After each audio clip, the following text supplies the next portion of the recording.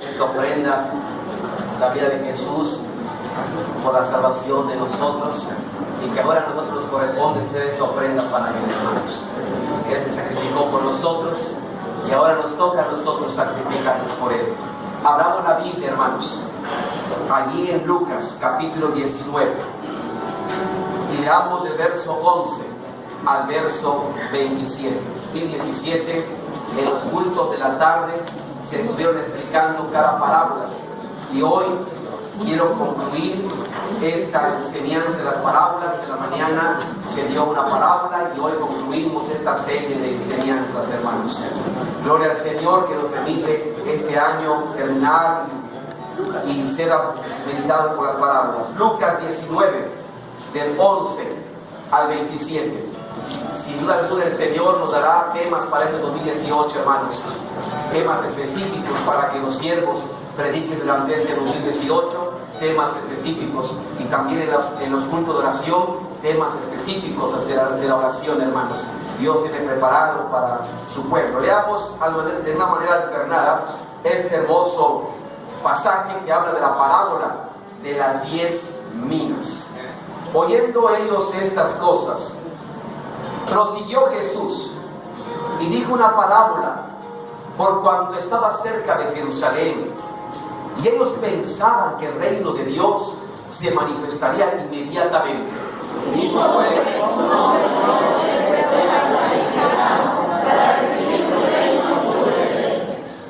y llamando a 10 siervos suyos, les dio 10 minas, y les dijo: negociad entre tanto que vengo.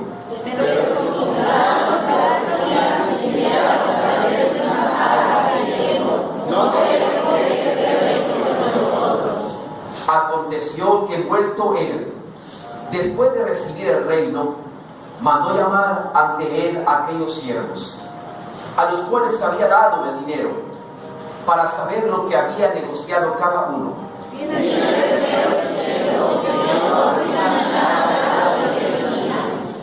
Él le dijo: está bien, buen siervo, por cuanto en lo poco has sido fiel, tendrás autoridad sobre 10 ciudades.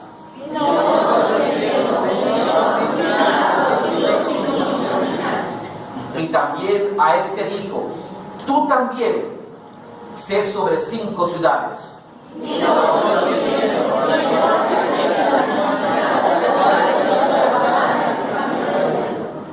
Porque tuve miedo de ti, por cuanto eres hombre severo, que tomas lo que no pusiste y ciegas lo que no sembraste.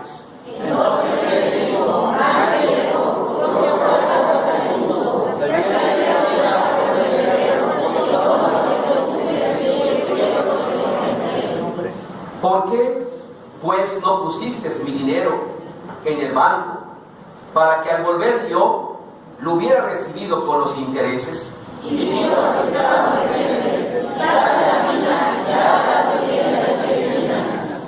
Ellos le dijeron: Señor, tiene 10 minas.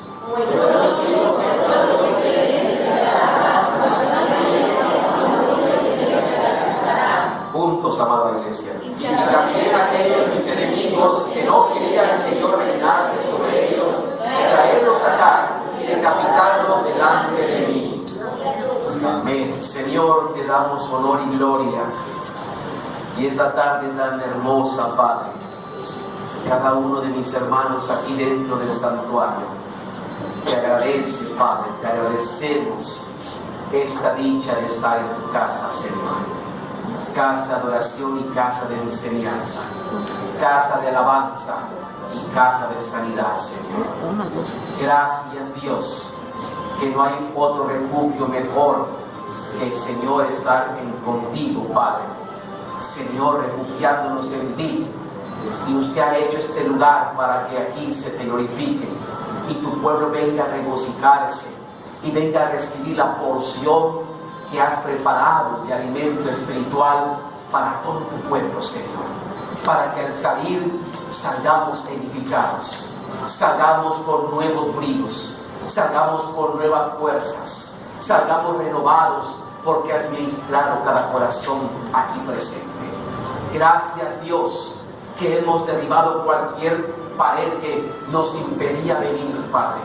Algunos tal vez lucharon por algo, algunos tuvieron que decidir alguna cosa para estar aquí, pero hicimos todos bien, Padre, porque bienaventurado es aquel que está en tu casa, Padre, recibiendo tu palabra, recibiendo tu bendición. Y no hay más rica bendición que la que de usted viene, Padre, de la que viene de tu mano, de la que viene de tu presencia, de la que viene de ti, Señor amado. El mundo no puede bendecirnos como tú nos bendices, Padre.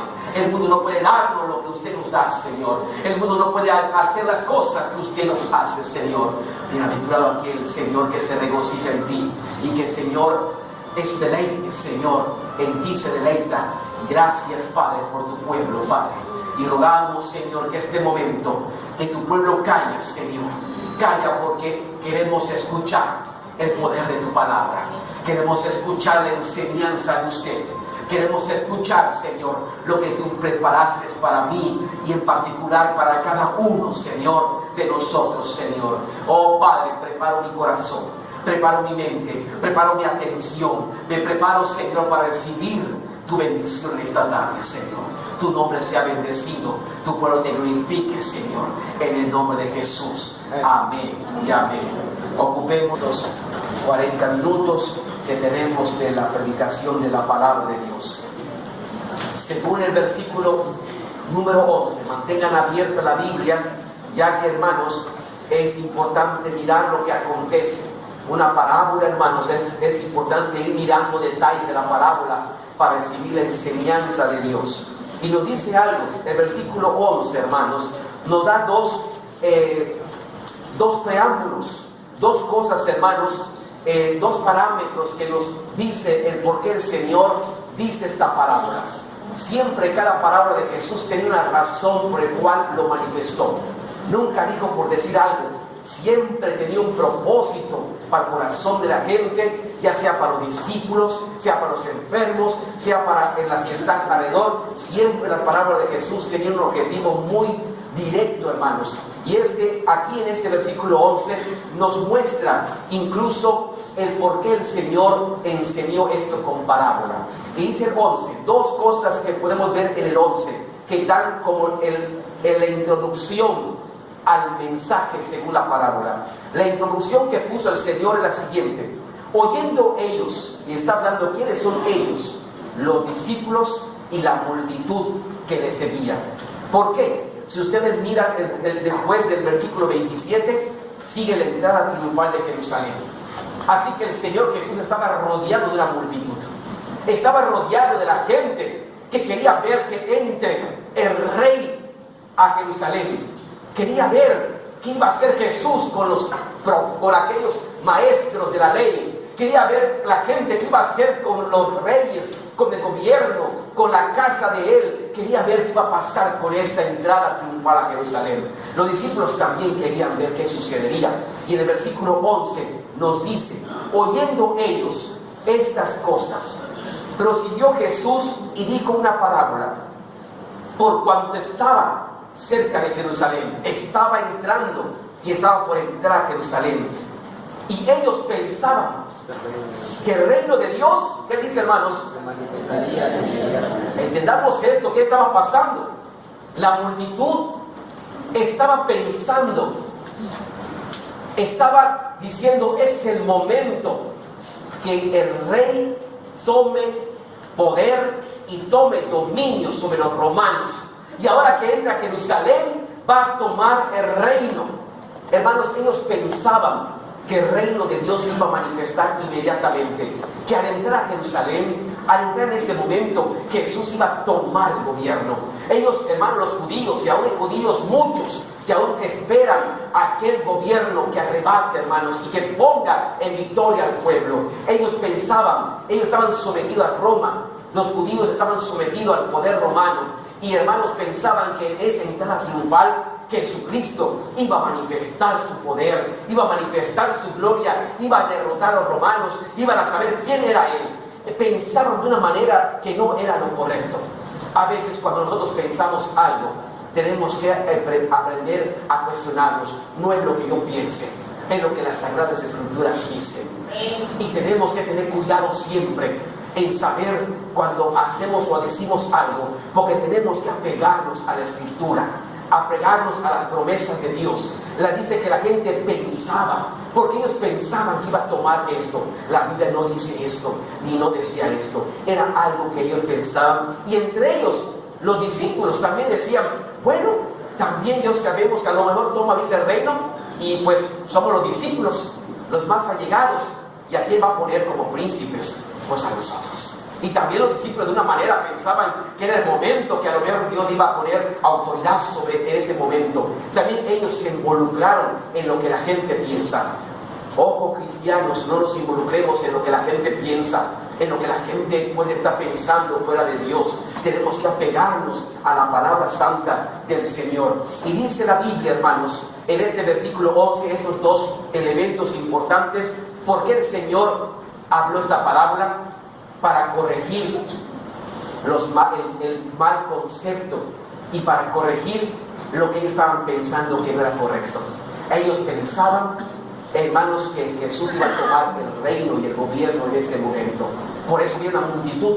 Y hermanos, ya ven como cuando alguien va a tomar algo y va a ver qué va a pasar, pues hermanos, la gente le gusta todas esas cosas. Y esta montona la gente, pues a ver qué va a pasar, porque está como que tensa la cosa. Y yo quiero que vean qué va a pasar. Y la multitud con tal va a ver qué va a pasar. Hermanos, hay una multitud allá que estaba en expectativa para ver qué va a hacer Jesucristo. Y pues hermanos, había mucha gente y los discípulos se dejaron llevar por ello, hermanos. Así que acá nos dice que esto era el por qué el Señor les narró esta parábola. Y dice, oyendo ellos, ¿qué estaban oyendo? Cuestionémonos cuando estudiemos la Biblia, háganse preguntas y contéstela con la misma palabra de Dios. ¿Qué estaban oyendo? ¿Por qué ellos estaban pensando que ahora iba a tomar el gobierno? ¿Por qué? ¿Qué estaban oyendo? El pasaje, el versículo anterior, versículo 10, el 9 y 10, hermanos, ¿se acuerdan cuando Jesús estaba en casa de Zaqueo? Hizo una gran fiesta, una cena, y Jesús dijo estas palabras en el versículo 9. ¿Cómo podemos malinterpretar la Biblia y pensar las cosas? Y tenemos mucha preocupación y cuidado a los que predicamos de poder interpretar bien la palabra de Dios, de poder tener y prepararnos la excelencia para poder tener un buen concepto de lo que es la palabra del Señor y el mensaje del Señor, no lo que pensemos ni lo que aquí. Que ellos oyeron algo, y como oyeron eso, pues dijo, ese es el momento. Vean el 9. Jesús le dijo, estaba en la cena con Zaqueo, hoy, no tiene esa expresión, hoy, pues dijo hoy, literalmente dice hoy, pues es hoy, él está entrando a Jerusalén, así que esto viene bien. Hoy ha venido la salvación. Y hermanos, cuando hablan de casa, hablan de un estado de tiempos en la cultura judía. Hablar de Israel, hablar de Jerusalén es la casa de Israel. Muchas expresiones bíblicas hablan y la casa de Israel. Y ellos dijeron, hoy ha venido la salvación a esta casa. Hoy oyeron eso y dijo, hoy el Señor va a tomar Jerusalén. Él ha dicho esto, hoy ha venido la salvación. Ya no más estar bajo el poder romano, ya no más estar bajo el poder que los ha estado en esclavitud durante muchos años. Hoy ha venido la salvación, hoy van a ser liberados. Noten qué estaban pensando ellos, como ahorita en lo que estoy hablando, qué estaban pensando. Hoy van a ser liberados, hoy van a ser rescatados de los impuestos y de todo el maltrato y todo lo que se hace. Hoy ha venido la salvación a esta casa. Y hablando, ellos pensaban de Jerusalén, por cuanto es también hijo de ¿quién? Y todos somos hijos de Abraham. Ha venido entonces, Dios va a bendecir a los hijos de Abraham, Dios va a bendecir al pueblo y va a sacar con poder al pueblo. Hoy el Señor va a tomar y va a entrar a Jerusalén y va a tomar y va a destruir y va a ser el rey que estaban esperando los judíos, el rey de reyes, aquel que ellos esperaban, un rey que tome de armas, que tome, hermanos, armas y que derrote a los romanos. Hermanos, y dice el 10, porque el Hijo del Hombre vino a buscar y a salvar, así que estoy para salvarles y para rescatarles. Qué mala interpretación, ¿verdad? Ellos pensaban que Jesús les estaba diciendo, es el momento, yo estoy yendo para Jerusalén para tomar y para rescatarlos a todos. Jesús, hermanos, conoce el corazón Jesús conoce los pensamientos. Y Jesús sabía, amados hermanos, que lo que ellos estaban pensando. Y cuando escucharon esto, pues imagínense, corrió como polvo la noticia. Vénganse que hoy es el día importante. Hoy el rey que está prometido en las escrituras va a tomar posesión. Vénganse, y pasaron a salir toda la gente, y todos los jóvenes, y todos los adultos, y todos los varones, y todos los hermanos. Imagínense todo esto. Corrió como pólvora, como cuando algo pone y se dice algo, ahora corre como pólvora esto. Y rápidamente la multitud se acumuló, hermanos. Por eso el 11 dice: oyendo ellos estas cosas, ya vimos lo que ellos oyeron. Prosiguió Jesús y dijo una parábola para corregir lo que estaban pensando que no era lo correcto. No es así. Yo no voy para tomar en arma la ciudad. No es lo que están pensando.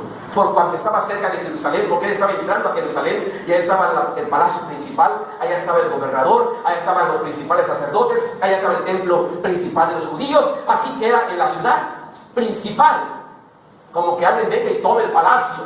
Está. Entonces todo se prestaba para un malentendido. Y hermanos, él estaba cerca de Jerusalén y dice: si yo no corrijo esto, algo va a pasar. Y el Señor nunca deja nada malinterpretado. Él corrige y dice: ellos pensaban que el reino de Dios se manifestaría inmediatamente. Entonces, hermanos, el Señor le narra una parábola. Y ya vemos a quién se lo dijo: a sus discípulos y a la multitud. Así que el mensaje de hoy se enfoca en lo que le corrigió a los discípulos, porque los discípulos dejaron guiar, creo que por la emoción y ver a la gente, y vieron, y hermanos, y lo que estaban gritando, y a lo mejor decían: hoy van a tomar Israel, Jerusalén, y el rey de reyes, el hijo de David, aleluya. Y entonces se dejaron guiar por esa emoción, hermanos. Y también ellos pensaban: oígame, ¿se acuerdan que uno de los discípulos siempre peleaban por estar a la derecha y a la izquierda de Jesús? Pues hermanos, ellos pensaban: cuando tome el reino, pues ¿quiénes van a ser los principales que va a poner allá para gobernar? Sus discípulos. Entonces ellos deseaban, tal vez a lo mejor se dejaron por esto, y Jesús corrige a sus propios discípulos que no es así. Y les dice en el versículo, entonces veamos el primer punto, el mensaje a sus discípulos. Aquí está, hermanos, el mensaje es a sus discípulos. Él corrige a sus discípulos, hermanos. Hermanos, le dice en el versículo 12. Leamos el versículo 12 en la Biblia, en las hojas y en la pantalla, hermanos, allá para que todos leamos. Dice, acompáñenme el 12. Digo pues, un hombre noble se fue a un país lejano para recibir a un reino y volver. Aquí tres cosas que le dice a los discípulos, no lo que están pensando. Por parábola les digo los acontecimientos. No piensen que es inmediato la toma del reino. No. Y aquí hay tres cosas que le dice. Y le da como los acontecimientos para aquellos que tienen a veces ciertos problemas por las cosas que han de venir. Jesús acá habló también del rapto de la iglesia, cuando Jesús venga, cómo van a ser los procesos, hasta cómo van a tener todo este proceso, los hermanos. Aquí también Jesús lo dice.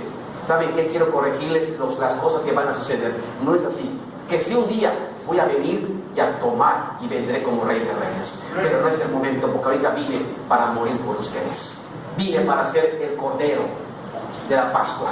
Vine para ser crucificado, para que todo aquel que cree en mí no tenga vida eterna. Vine para esto. Pero dice Jesús, le dice el versículo 12, tres cosas. Un hombre noble, se refiere a Jesús, el Hijo de Dios. Un hombre noble se fue, de entender que él entra a Jerusalén para ser crucificado, para resucitar y ascender. Se fue. Este hombre noble no vino para lo que están pensando. Yo me voy a ir. Yo entro a Jerusalén para ser el cordero, como dijo Juan el Bautista.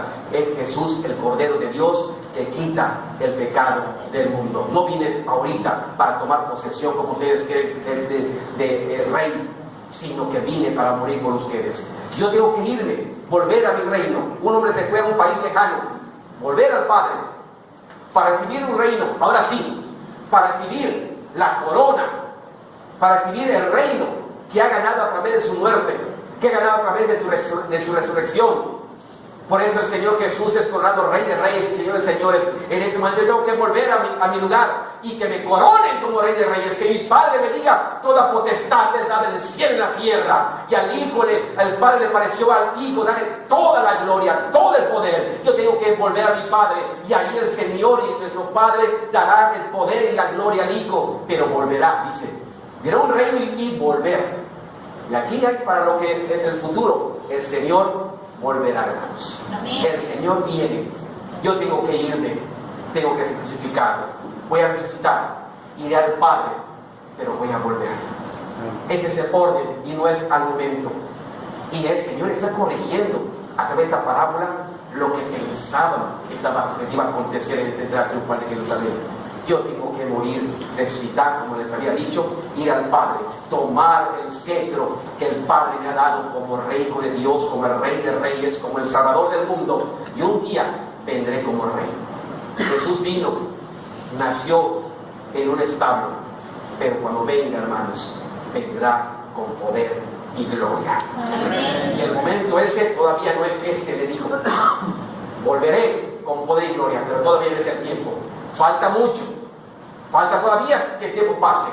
Y hermanos, aquí vemos, hermanos, lo que a sus discípulos le corrigen y les dice.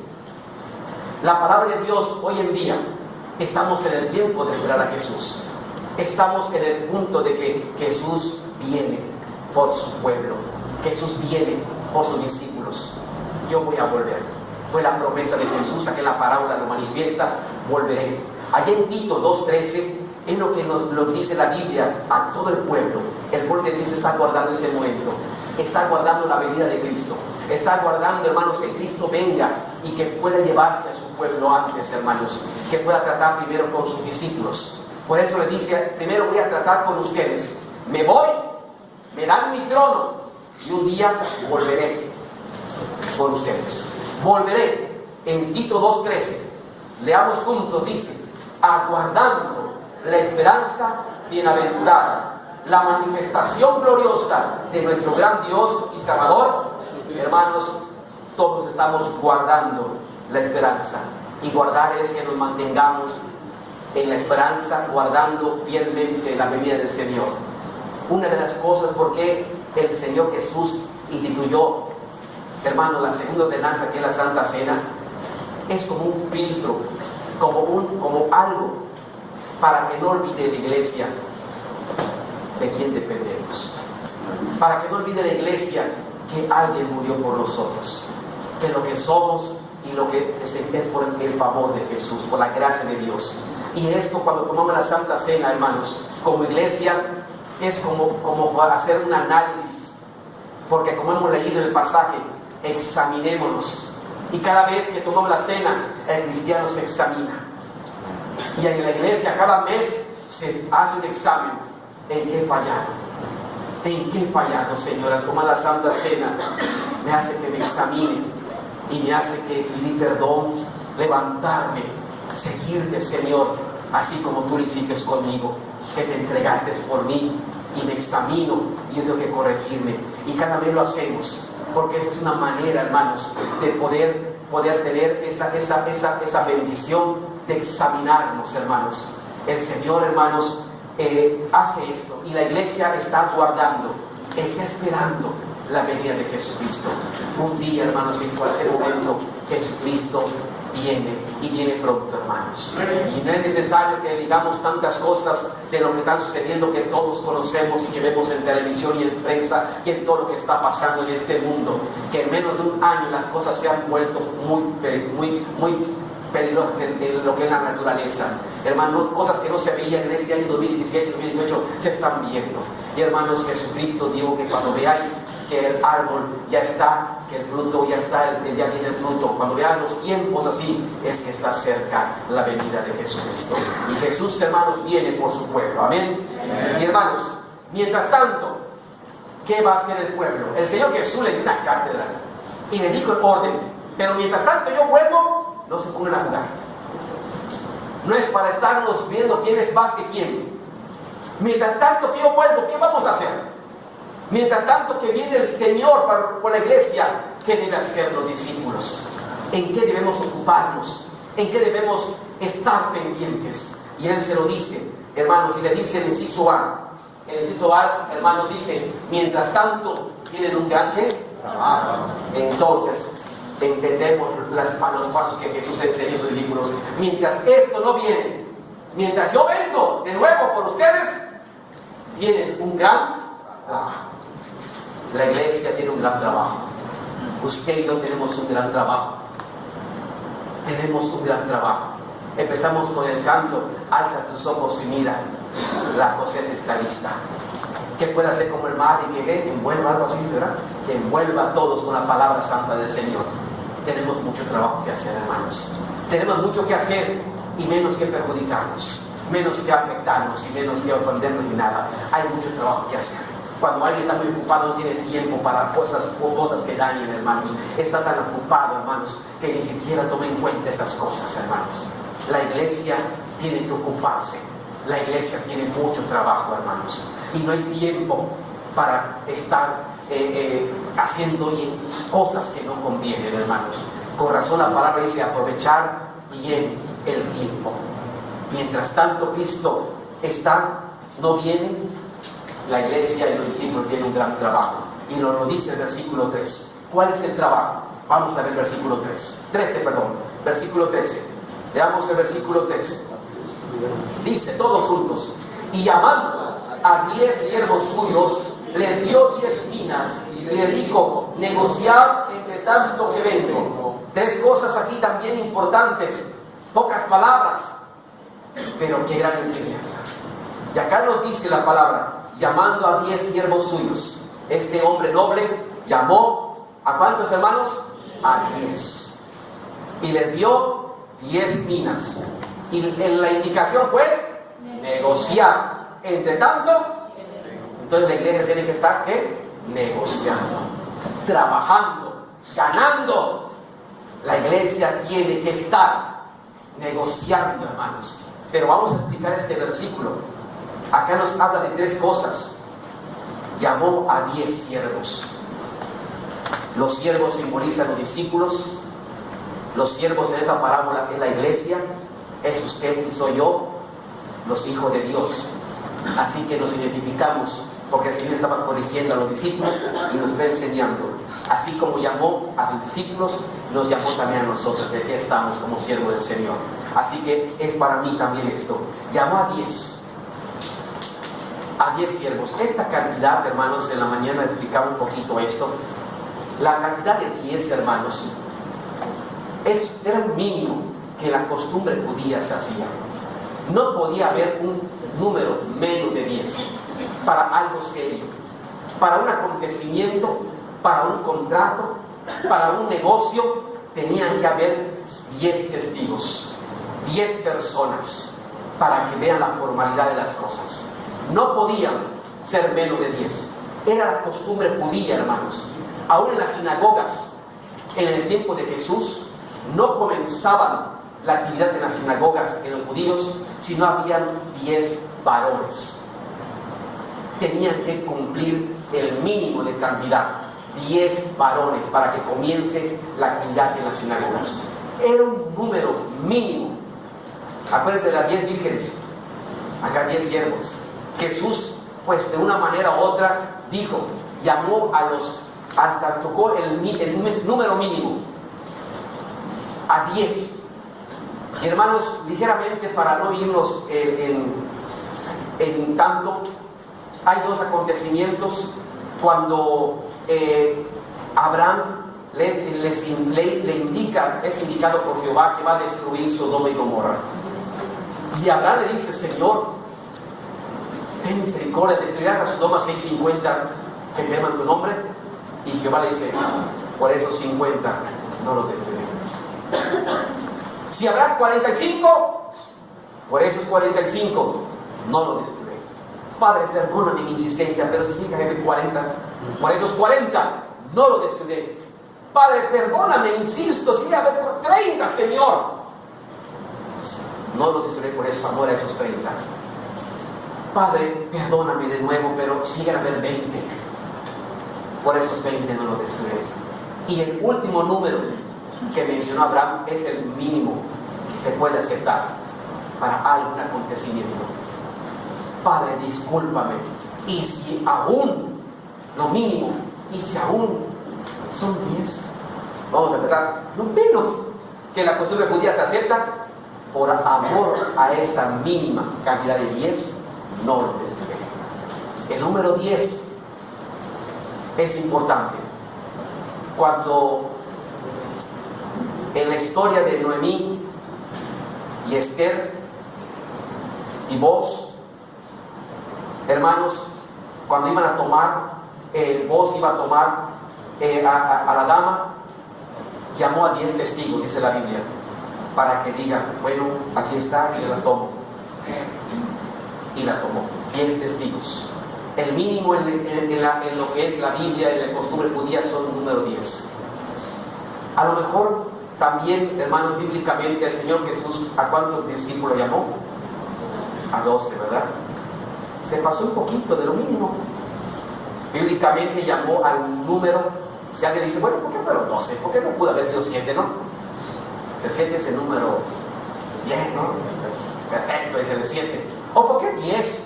O 2, bueno, 10 es, pero él se llamó a 12. Se pasó un poquito de lo mínimo. Sabía que uno lo iba a traicionar y que le darían solamente 11. Y siempre había el mínimo para empezar la iglesia. El mínimo 10. Y ya tienen algo curioso, algo importante de la Biblia, ¿verdad? Para ir aprendiendo conocimiento, hermanos. Por eso acá nos dice que llamó a 10 siervos. Por eso, 10 siervos, lo mínimo. Y a eso le dio ¿cuántas minas, hermanos? 10. No piensen que la mina, ¿qué pensamos cuando decimos la producción en la mina de no sé cuándo? Hoy hablamos de la palabra de la mina, creo que es la palabra de la mina, donde sacan piedra. No, hermanos. Aquí, esta mina se refiere a dinero. Una mina, hermanos, el versículo, de hecho el versículo número 10, el 15, habla que es dinero. Dice, aconteció que vuelto él después de recibir el reino, mandó a llamar ante él a aquellos siervos, a los cuales había dado, ¿qué cosa? Él. Entonces una mina aquí se refiere a ¿qué cosa? Dinero. Una mina, hermanos, una mina en aquel entonces representa 5 kilos de plata en monedas. Ya ven que en ese tiempo andaban así, como el punto de mi esposa de morraíta ahora. ¿Ok? Entonces, hermanos, 5 kilos de plata en monedas. Y sacaban allá su bolsita, como los antiguos, ¿verdad? A veces, hermano, yo cuando voy a comprar, a veces mi esposa se hace que no paga. Porque, hermanos, a veces pagamos con las ofrendas de la iglesia. ¿Y cómo quieren que yo pague las cosas y no con las monedas? Mi hermano, si saco mi bolsa de eso del súper, ¿cuánto es? 100 pesos. Bueno, pues 50 pesos de 50 allá, hermanos, hasta de 10 centavos que hay, hermanos. Hermanos, es que así, a ese tiempo así era. Una mina eran 5 kilos de plata en monedas. Pero, hermanos, eran 10, una mina, 5 kilos de plata. Pero como eran 10, le correspondía como 500 gramos a cada uno, ¿verdad? 500 gramos, si se puede, saben que era una moneda gruesa, que pesaba como 460 gramos, casi medio kilo, pero que correspondía y que valía. Esa moneda valía mucho. En la Biblia, si ustedes se dan cuenta y son un poquito de espectadores, en lo que hemos leído, en la Biblia debe dar una referencia. No sé si tengan la Biblia, pero dice, donde dice el versículo 13, cuando habla de 10 minas, tiene un número 2. Y dice una moneda que corresponde a ¿cuántas dramas? 100 dramas. Esa monedita de 460 kilos o 500 gramos, perdón, valía 100 dracmas. Y un dracma era un sueldo diario de un jornalero. Así que esta moneda correspondía a 3 meses de sueldo. Una moneda de una mina correspondía a 3 meses el salario de un jornalero. Y valía mucho en ese tiempo. Hermanos, 100 dracmas. El dracma es una moneda griega, como la mina. Y hermanos, con 100 dracmas, en aquel entonces, un dracma era el costo de una oveja. ¿Cuántas ovejas pueden comprar entonces con 100 dracmas? 100 ovejas, ¿verdad? Con una mina pueden comprar 100 ovejas. No pueden hacer negocio con 100 ovejas. Oye, imagínense 100 ovejitas para empezar. No hay negocio. En ese tiempo, una cabeza de ganado costaba, hermanos, 5 dracmas. ¿Cuántas cabezas de ganado pueden comprar con 100 dracmas entonces? Oiga, ahí uno quisiera tener que sea 2 cabezas de ganado allá y no puede. Pero imagínense 20 cabezas de ganado para empezar un negocio. Oye, es fuerte. ¿Y cuánto vale? Una vez pregunté hace poquito, ¿cuánto vale un caballito, hermanos? 500,000 pesos un caballito. Hermanos, porque desechaba bonito, 500,000 pesos. Una cabeza de ganadito. Imagínense entonces 20 cabezas de ganado. Entonces era un buen negocio. Fue noble. Le dejó para que negocien. Le dejó la base bien para que hagan. Si quieren comprar ovejas, hablando de parábola, o cabezas de ganado, les dejó buen dinero para que tengan capital suficiente para crecer. Y le dijo, ¿saben qué? Yo les voy a dejar libres, yo me voy. Y ustedes negocien. Mientras tanto vengo, negocien. Trabajen. Y hermanos, esta mina, hermanos, lo que representa en este versículo también es que a cada uno, noten que a los 10 le entregó la misma cantidad de dinero. La mina es igual a los dones de gracia que Dios nos ha dado a cada uno de nosotros. La mina representa, hermanos, todos hermanos, los medios de gracia que Dios le ha dado a cada uno. Porque a los 10 les dio la misma cantidad. ¿Y cuáles son los medios de gracia que a todos Dios nos ha dado? La palabra de Dios. A todos les ha dado la palabra. La oración, la iglesia, el Espíritu Santo. Todos tenemos esos medios de gracia. A los que llamó, a todos les dio lo mismo. Nadie tiene más que otro, hermanos. Dios nos ha dado la misma cosa a todos. La misma gracia para todos. El mismo amor para todos. La misma palabra para todos. La oración para todos. Son medios de gracia que Dios ha dado a la iglesia para que negocie en esta tierra, para que trabaje. ¿Qué estamos haciendo con la palabra? ¿Qué estamos haciendo con la oración? Es un medio. Estamos sufriendo, estamos con necesidades, que Dios te ha dado un medio de gracia. ¿Cuál es? La oración. Híncate, ponte de rodillas y clama al Señor. Que todo Dios les ha dado ese medio de gracia para clamar y ser bendecidos. Amén. Amén. No solamente es dado al pastor, a los líderes principales de la iglesia, y nada más ellos pueden orar. No, todos pueden orar. Todos pueden leer la Biblia. Todos pueden predicar la palabra del Señor. Todos pueden llenar esta tierra de la palabra de Dios. Todos pueden fundir y poder extender la palabra de Dios. Tenemos que negociar. Mientras tanto, Cristo, la iglesia, tiene que trabajar con los medios de gracia. La palabra en especial, la palabra de Dios, es lo que aquí inculca. Lo que hacemos con la palabra de Dios. Cómo estamos negociando con la palabra santa del Señor. Cómo estamos negociar es trabajar. ¿Cómo estás trabajando? El Señor dijo, id a ser discípulos a todas las naciones, bautizándolos en el nombre del Padre, del Hijo y del Espíritu Santo, enseñándoles todas las cosas que yo os he mostrado. Y aquí yo vengo pronto y estoy con ustedes. Tienen un medio de gracia que le he dado a todos mis siervos. Les ha dado lo mismo. Ninguno puede decir, a él le dio más, a él no te hablaba de dones. Por eso esta parábola se difiere mucho en los talentos, en la parábola de los talentos y de los dones. Acá no está hablando de los dones espirituales, está hablando de los medios de gracia que Dios a sus siervos le dio la misma cantidad para que negocien mientras Él viene. Y aprendamos qué debo hacer yo entonces mientras Jesús viene. Trabajar, extender la palabra, leer la palabra, vivir la palabra. Hermanos, cuando cantábamos este canto, dicen, porque tú eres mi Dios. Que Dios reine y que Dios sea el que esté en nuestra vida. Su palabra sea el que nos guíe y nos dirija, y no hacer nada fuera de la palabra de Dios. Y no, hermanos, no predicar nada de lo que esté fuera de la palabra de Dios. Tenemos esta bendita palabra santa de Dios, por el cual yo tengo que negociar. ¿Y qué negociar? Hablando como iglesia, ganar almas para Cristo. Ganar almas para Cristo. extender el reino de los cielos. Hermanos, ¿qué estamos haciendo? Por eso el primer punto es, mientras tanto que vengo, negocien. No es como estaban pensando que ahorita todo, no, todavía falta tiempo, pero mientras vengo, ustedes trabajen. Negocien la palabra santa de Dios, en especial la palabra santa de Dios, hermanos. Prediquen, les dijo, llamados hermanos, la Biblia nos enseña que esta bendita palabra no está limitado solamente al pastor y a los líderes, está para todos. En aquel entonces, hablando de historia, cuando nació el cristianismo, hermanos, estaba limitado. Estaba limitada la palabra de Dios solamente a los monjes, a los sacerdotes. Pero hermanos, en aquella reforma que venía casi desde 1500 para atrás todavía, porque Martín Lutero fue uno de los reformadores, no fue el único. Entonces, hermanos, se dieron cuenta que la Biblia no solamente era para los monjes y para los sacerdotes.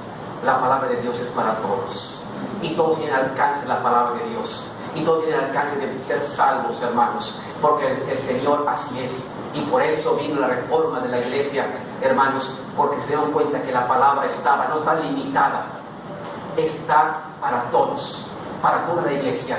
Dice la Biblia en 1 Pedro 3:15. Hablando de la palabra de Dios, hermanos, que no está limitada. Dice, sino santificad a Dios el Señor en vuestros corazones. Y está siempre, noten cómo le habla a la iglesia, a todos los siervos, está siempre, porque estamos trabajando, tenemos que estar negociando, no podemos quedarnos atrás, está siempre preparados para presentar defensa con mansedumbre y reverencia ante todo el que nos demande razón de la esperanza que hay en nosotros. Tenemos que estar preparados, estar siempre preparados en la palabra. Por eso tenemos que meditarla, leerla. Yo le pregunté, le pregunté al secretario de la escuela dominical, Manuelito, ¿cómo subimos el capítulo, digamos, a la meta? Dice así, llegamos a la meta. Tenemos que leer más o menos 7 capítulos a la semana, mínimo uno, mínimo. Tenemos que leer, hermanos. Tenemos que estar preparados para que tú le compartes a la persona que estás en tu trabajo, en el colegio, en la fábrica, allí con la gente que te rodea, extiende la palabra, que pueda dar un versículo de aliento, una palabra de salvación. Tenemos que estar preparados. Hermanos, tenemos que prepararnos. 2 Timoteo 3, 16, 17. 2 Timoteo 3, 16, 17, hablando de la Escritura, hermanos. Dice, toda la Escritura es inspirada por Dios y útil para enseñar, para redarguir, para corregir y para instruir en justicia. A fin, noten esto, a fin, ¿con qué propósito? Que el hombre de Dios sea como, y aquí está en genérico, el hombre de Dios, todo cristiano, hombre, mujer, todo hijo de Dios, todo siervo, toda sierva, sea perfecto, alcance madurez con la palabra de Dios. Alcance madurez con la palabra de Dios. Una de las cosas por las cuales no alcanzamos madurez espiritual es porque no nos enfocamos a la palabra de Dios. Pero cuando nos enfocamos a la palabra de Dios, hermanos, el Señor nos hace ser maduros. El hombre de Dios sea perfecto, enteramente preparado para toda buena, para predicar la palabra, para enseñar y para aconsejar y para decir, para redarguir, para enseñar, para mostrar. Estamos preparados. Hermanos, mientras Cristo viene, la iglesia tiene que estar trabajando, tiene que estar negociando con la palabra santa, la salvación de Cristo, llevando la palabra, hermanos. Como dice el versículo lema de los centros de predicación, a ver, examen para los centros de predicación, Hechos 5:42, que dice: todos los días nos estaban enseñando a predicar a Jesucristo. ¿Preparados para cuánto tiempo? Todos los días tenemos que predicar la palabra santa de Dios. Tenemos para trabajar todos los días, ya sea en el templo, con las casas y donde estés andando. No cesaban. ¿Qué dice? No cesaban, no dejaban esto, porque estaban trabajando. Mientras Cristo viene, la iglesia tiene que trabajar. No cesaban de enseñar. ¿Qué estaban enseñando, hermanos? No la novela, sino la palabra. Enseñando y predicando. ¿A quién? A Jesucristo. Hermanos, la iglesia, mientras Cristo viene, la iglesia tiene que negociar. Lleven esa palabra. Tenemos que trabajar. Negociar es ganar almas, es tener utilidad, es tener bendición.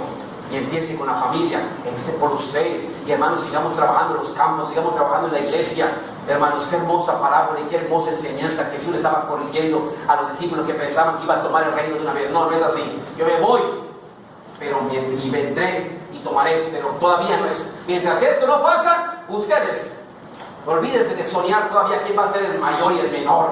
Olvídense de estar soñando y quién va a ser el más de la iglesia. No, pongámonos a trabajar, pongamos a negociar los medios de gracia que a todos Dios nos ha dado, a todos por igual. La oración, la palabra, el Espíritu Santo, hermanos, que Dios mismo, Jesucristo en el corazón, los medios de gracia que Dios nos ha dado para sostenernos. Amén, hermanos. Bueno, cuando alguien trabaja, hermanos, tiene una cuenta que rendir. A veces les gusta trabajar, pero que no rindan cuentas. Hermanos, veamos que aún el Señor dice: yo no crean que me voy y acá yo vendré. Y dice el 2, tiene una gran cuenta que cuando yo venga, cada uno de mis siervos tiene una cuenta que rendir. Cada uno de los 10 que simboliza a los discípulos, que simbolizamos, que nos simboliza a nosotros, cada uno al que les dio 10 minas, al que les dio los medios de gracia, tenemos una cuenta que rendir. Nadie se escapa, nadie va a poner excusas, nadie. El Señor va a ser muy claro, preciso y conciso va a ser el Señor. Así que, hermanos, dice el versículo número 15, tiene una gran cuenta que rendir. Versículo 15 de Lucas 19, 15. Dice, veamos juntos el 15.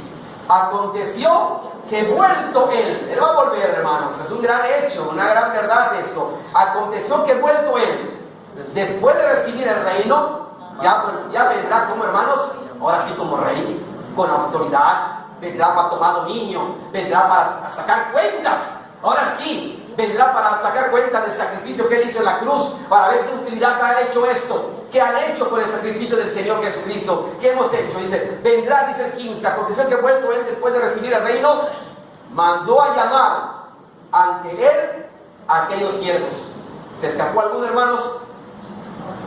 Mandó a llamar a los siervos, a todos sus siervos, las cuales había dado el dinero, para saber qué había negociado cada uno. Cada uno. Y el trabajo es, cada uno tiene que hacerlo. No dejes tu trabajo a otra persona. Cada uno tiene el trabajo que te le ha encargado. Yo tengo que trabajar. No le voy a cargar más. Cada uno tiene que trabajar. Y dice la Biblia, hermanos, aquí en el versículo 15, que Él volverá. 3 cosas dice muy claras. Él vuelve, Él te va a llamar y Él te va a pedir cuentas. 3 cosas. Él vuelve, Él te va a llamar y Él te va a pedir cuentas. ¿Qué has hecho con la mina que te dejé?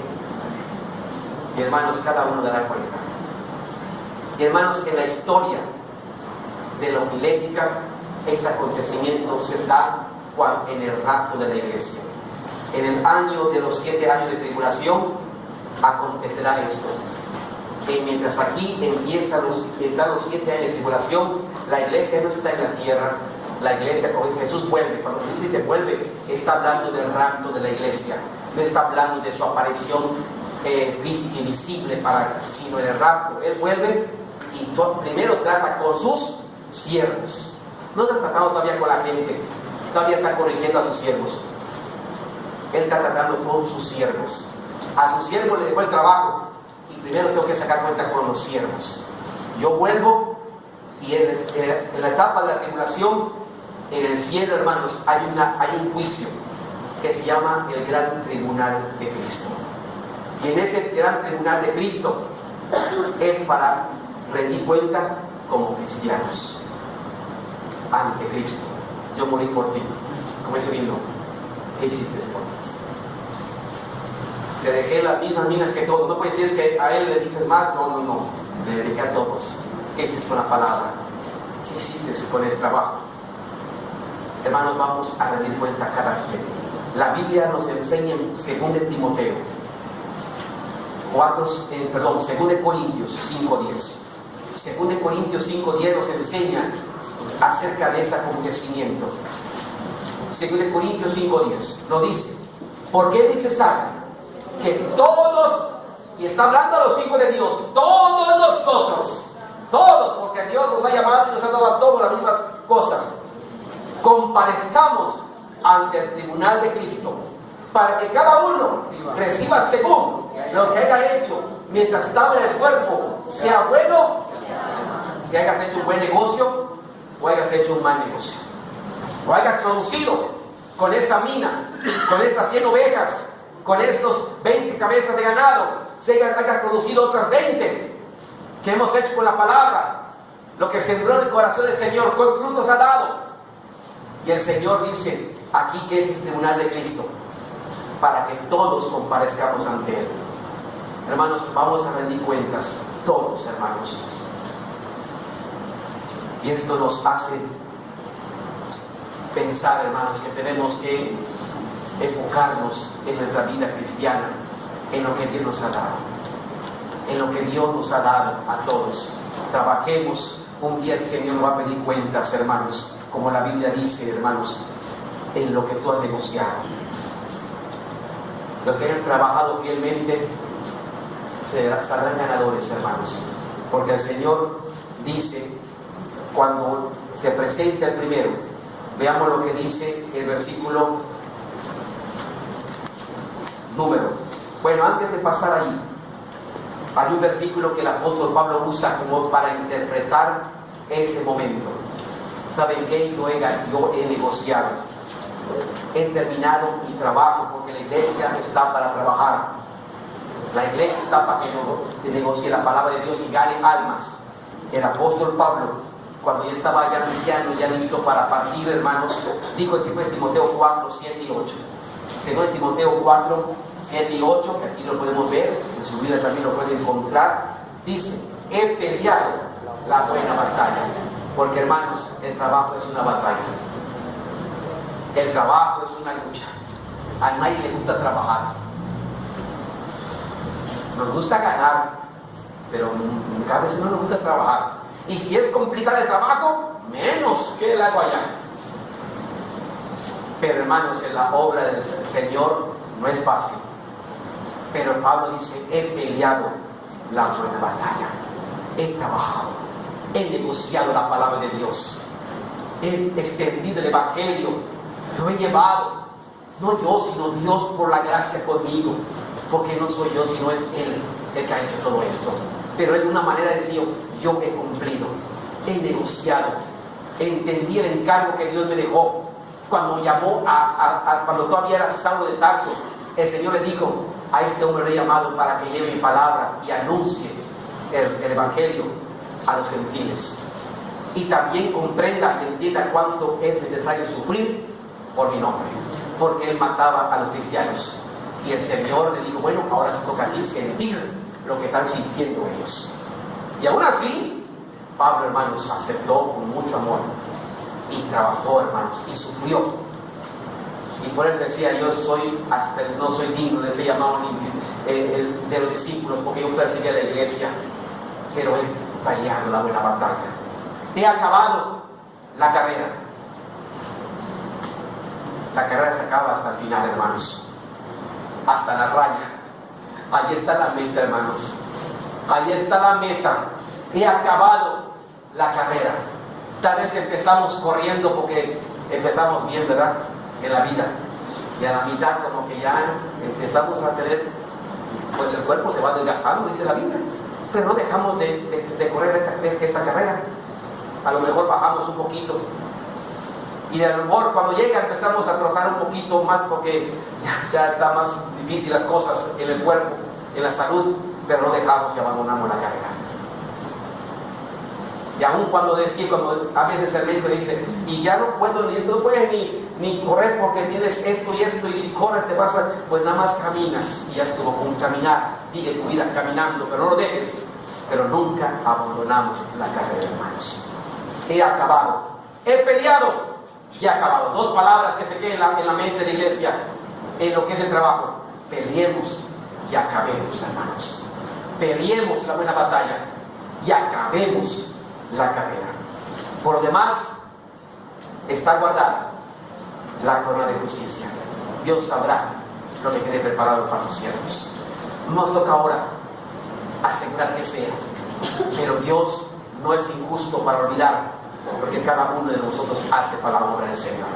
Y a los siervos fieles le dice: está guardada la corona de justicia, en la cual me dará el Señor a quien servimos. De sus manos propias nos dará su bendición aquel día. Pero mientras aquel día llega, sigamos peleando y acabando la carrera. Y no solo a mí, porque la palabra de Dios no solamente son para los sacerdotes, los pastores, los líderes, no solamente a mí, sino también a todos, a la iglesia, a los que aman su venida. Qué hermoso, hermanos, la palabra de Jesucristo en esta noche. Qué hermoso, mostrándoles muchas cosas, como que el Señor nos quita muchas cosas de la mente y nos pone bien la visión que Él tiene para la iglesia, para nosotros. Nos pone bien nuestra visión, hermanos, que es trabajar, servir, como Jesús dijo: no vine para ser servido, sino para servir y dar mi vida. Vine para trabajar, vine para servir y vine para dar. La iglesia está para trabajar, para servir, para dar, hermanos. Jesús dio su vida completa por nosotros. Lo que hagamos en esta tierra por Él es lo menos que podamos hacer, hermanos. Nadie se gloríe por lo que hace, nadie se gloríe por lo que está haciendo. La Biblia dice, aún el apóstol Pablo dice, que somos obreros y somos siervos inútiles, porque lo que solamente teníamos que hacer, eso hicimos. Lo más necesario, nada más. Nadie se gloríe. La gloria sea para el Señor, hermanos. Somos obreros, somos siervos, somos ovejas. Y eso es importante que podamos entender. Dios quiere que demos buena cuenta. Cuando el siervo fiel, Él da buena cuenta. Dice versículos 17 y 19. Dios quiere que demos la buena cuenta. Cada quien va a dar cuentas, hermanos. Él va a preguntar: ¿qué hiciste con esto?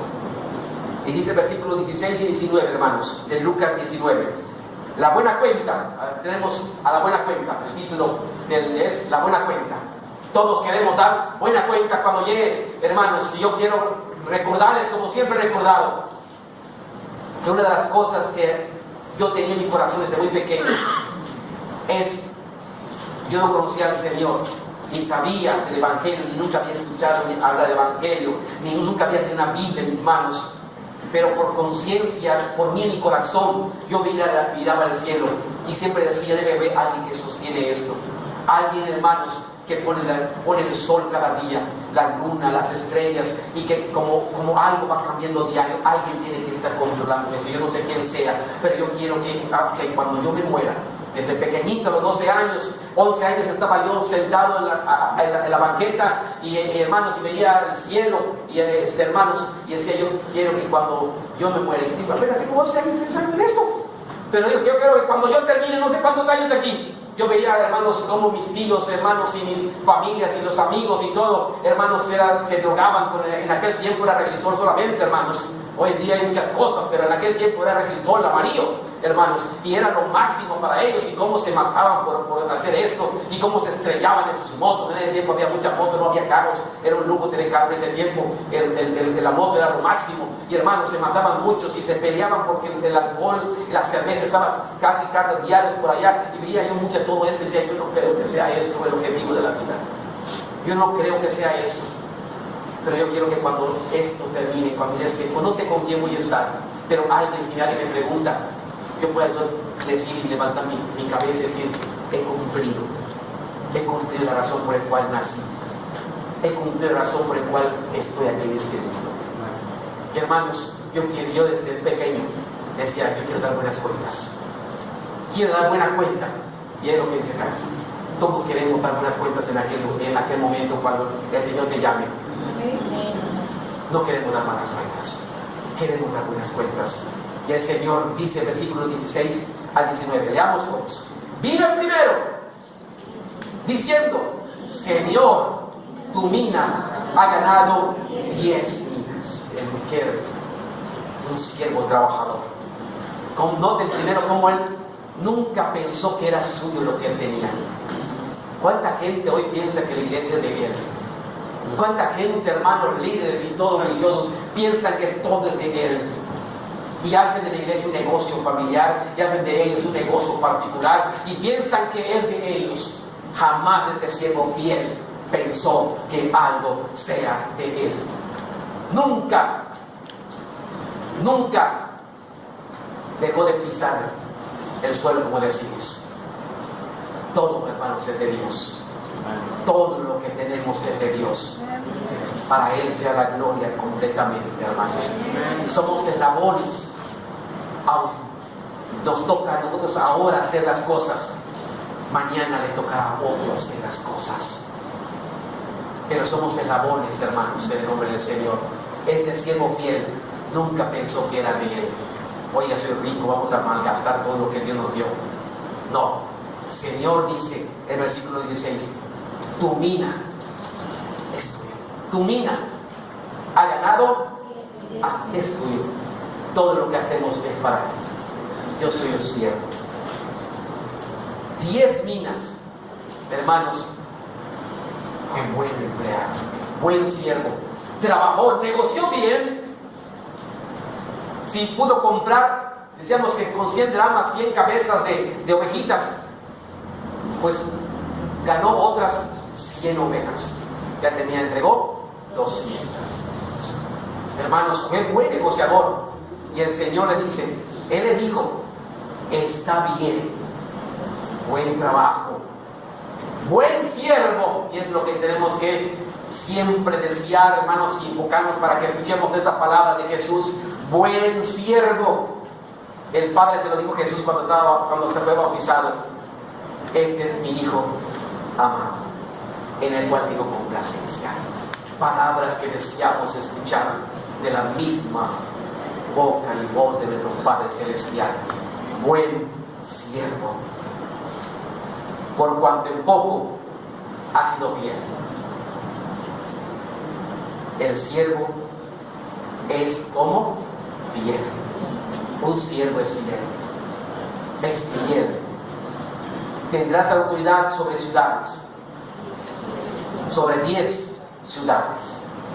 Pero vino otro diciendo, Señor, también la misma palabra, Señor, reconociendo al Señor, tu mina, lo mismo, también sabiendo que no es de él, ha producido 5 minas. No fue lo mismo que el primero, ¿verdad? Y preguntémonos esto, ¿acaso el resultado de una labor de un siervo a otro es lo mismo? No. ¿Que los dos siervos son fieles? Sí. ¿Que los dos fieles negociaron? Sí.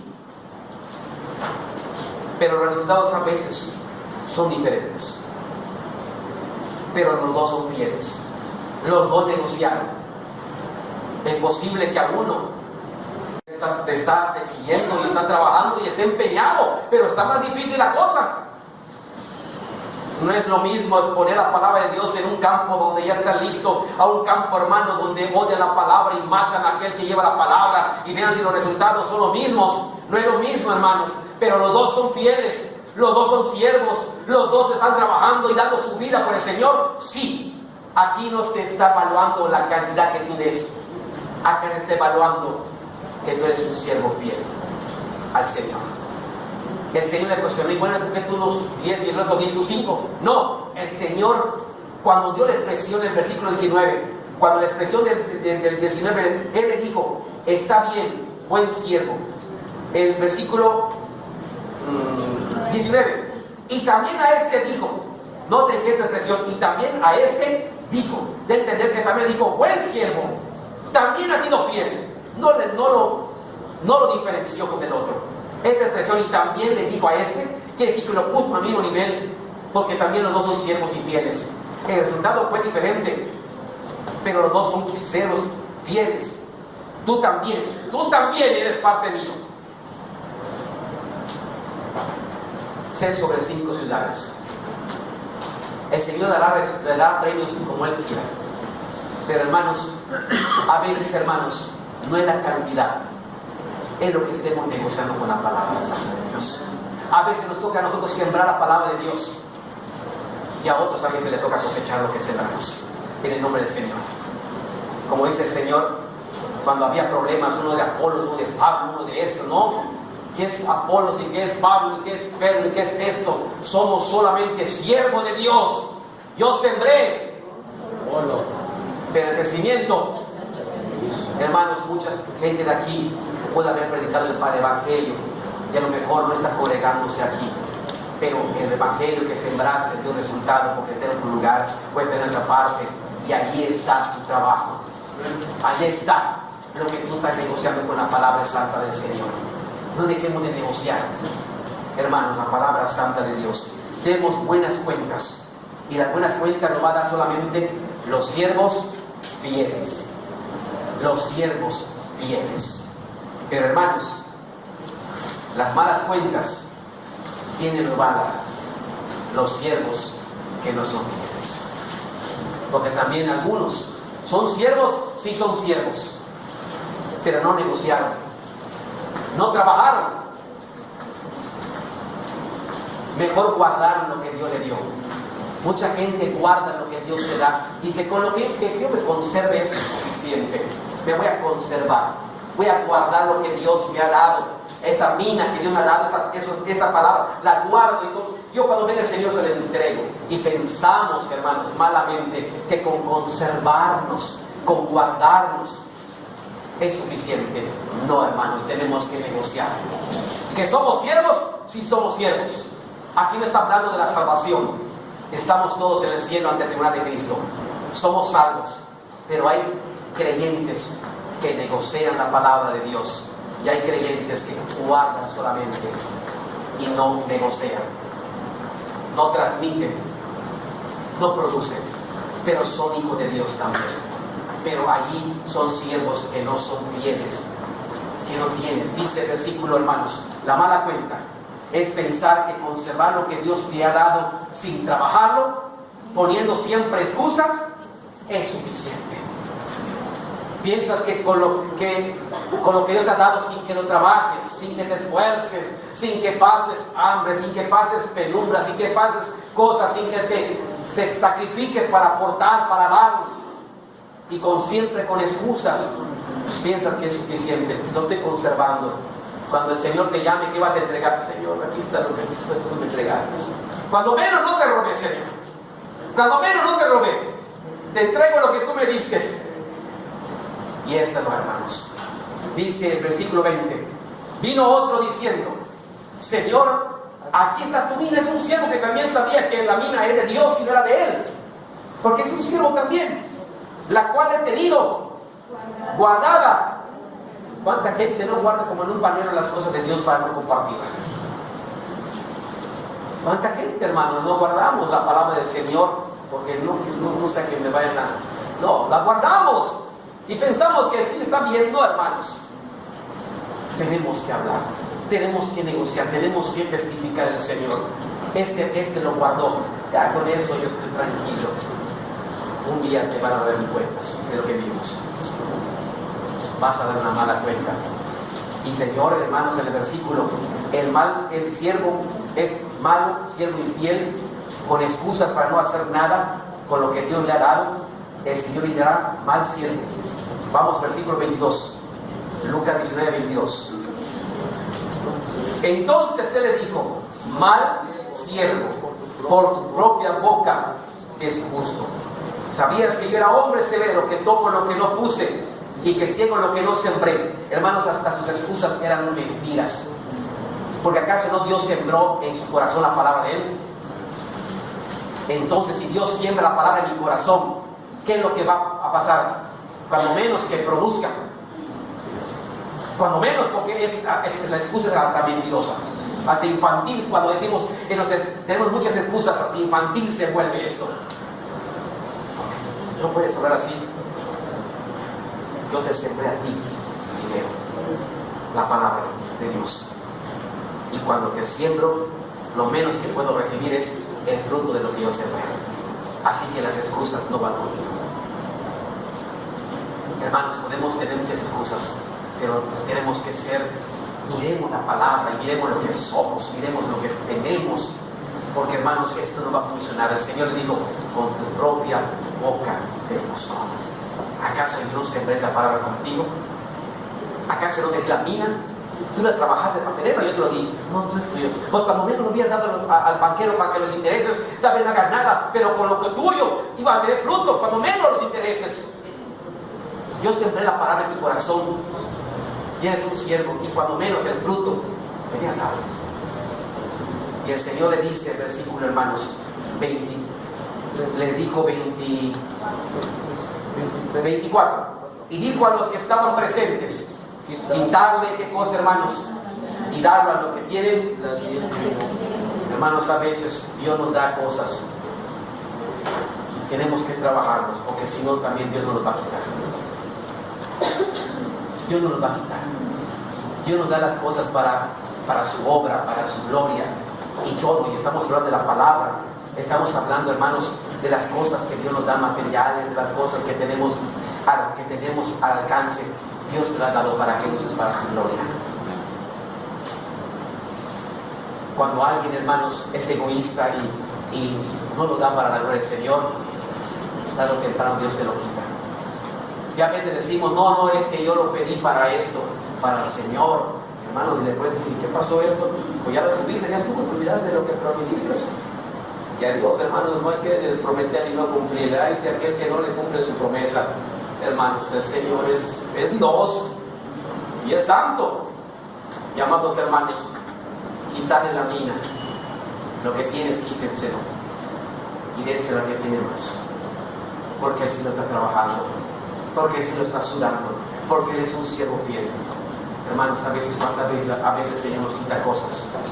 Porque no nos ofrecemos para Él. Porque no rendimos buenas cuentas. Yo quiero terminar. Yo creo que con este pensamiento entendemos bien lo que el Señor Jesús quiso decir a los discípulos. Pero quiero terminar en corto, hermanos, lo que Él corrigió a la gente. Recuerdan que había la multitud, y la multitud pensaba que Él iba a entrar ya a tomar posesión del reino. Y entonces le corrige a la gente. Ahora se dedica a hablar a la gente. Ya los discípulos ya sabían lo que tenían que hacer. Veamos el versículo, hermanos. Habla la multitud de gente. Ahora, el punto 2. La multitud de gente.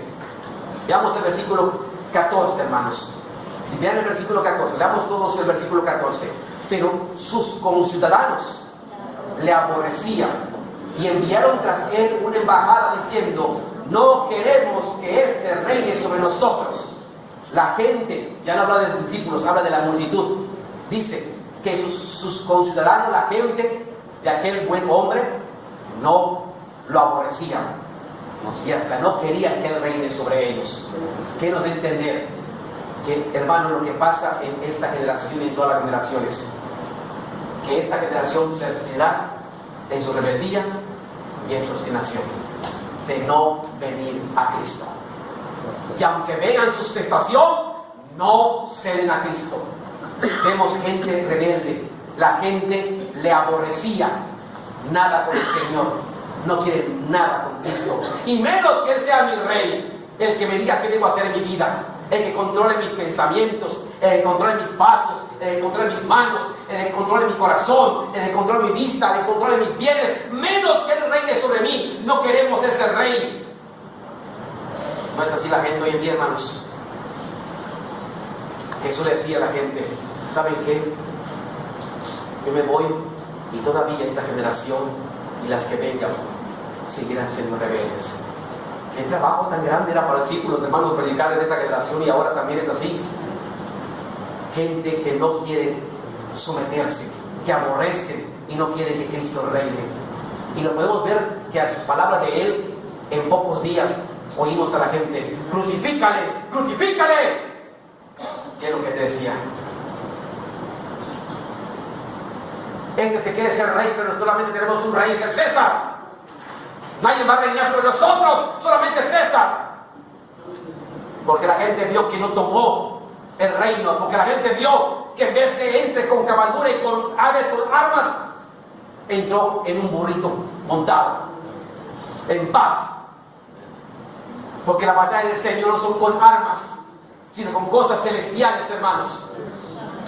Que aprendamos, hermanos, a batallar no con las armas del mundo, sino con las armas que Dios nos da espirituales, hermanos. Y la gente, hermanos, la aborrecía y lo odiaba. Y le decía, crucifícale, crucifícale. Esta generación persistirá en su rebeldía. Y aun cuando fue crucificado y cuando resucitó, un edicto del rey fue de que los soldados digan que sus discípulos lo robaron. Que no vayan a pensar que resucitó. Para que la gente persista en su rebeldía y no lo reconozcan como el Mesías, como el Salvador, y menos como el Rey de sus vidas. Y hermanos, a veces sucede aún en nuestros tiempos. El mundo no quiere a Jesús. El mundo lo aborrece. Pero aún en la iglesia habremos creyentes que todavía no queremos que Jesús reine en nuestras vidas. Aún en nuestra iglesia, en la iglesia del Señor, habrán creyentes que lo reconozcan como el Salvador y el Mesías, pero no que reine en mi vida. No como Rey, que reine todo mi ser y que yo viva para servir a este Rey de Reyes, Señor de Señores.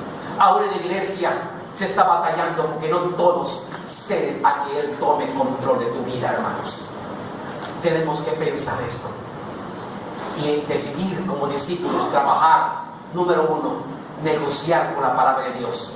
Y 2, dejar que Él reine sobre nosotros, hermanos. Dejar nuestros pensamientos, nuestras actitudes, nuestra vida, todo, que Él sea realmente mi Salvador y el Rey de mi vida. Amén. Que Dios lo bendiga.